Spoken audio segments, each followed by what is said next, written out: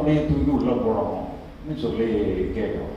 ஒரு திருடனவங்க ஒரு விருந்தா வைப்பாங்க, ஜெயிலில் தான் போடுவாங்க. ஜெயிலில் போடுறதுடைய நோக்கம் என்னன்னு அவன்கிட்ட கேட்டால் அவனே சொல்லுவான், இப்படியெல்லாம் போட்டு எனக்கு ஒரு பனிஷ்மெண்ட் கொடுத்தான்னா நான் எந்த தப்பு பண்ணானோ அந்த தப்பை திருப்பி பண்ண மாட்டேங்கிறதுக்காக என்னை எப்படி போட்டுக்கிறாங்க, இப்படியே அவனே சொல்லுவான். இப்போ நாம கர்மா காரணத்தினால நிறைய கஷ்டங்கள் அனுபவிக்கிறோம். ஆனால் என்ன தப்பு பண்ணதுக்காக அந்த கஷ்டம் அனுபவிக்கிறோம்னு சொல்லி யாருக்காவது தெரியுமானா யாருக்கும் தெரியாது.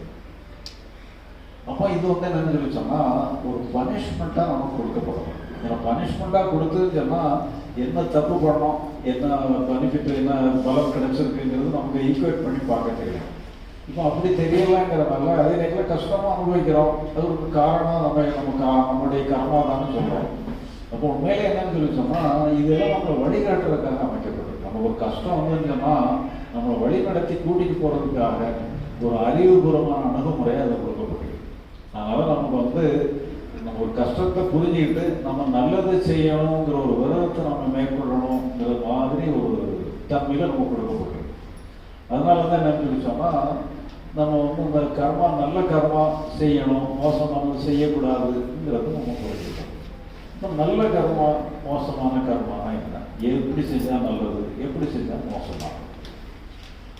ஒரு 2 நண்பர்கள் அவங்க கடவுளை நினச்சி காட்டுக்குள்ளே போய் தவம் பண்ணுறாங்க, வர வேண்டி தவம் பண்ணுறாங்க.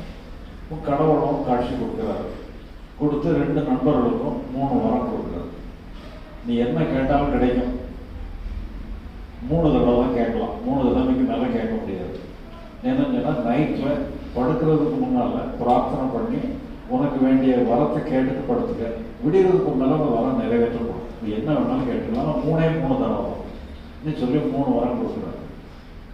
அந்த 3 வரத்தை கொடுத்துட்டு ஒரே ஒரு சின்ன புள்ளியை மட்டும் வச்சு விட்டுருவாரு. நீ என்ன கேட்டாலும் கிடைக்கும், ஆனால் அதே மாதிரி 2 மடங்கு உன் பக்கத்து வீட்டுக்காரனுக்கு கிடைக்கும் ஒரு வார்த்தை போட்டு.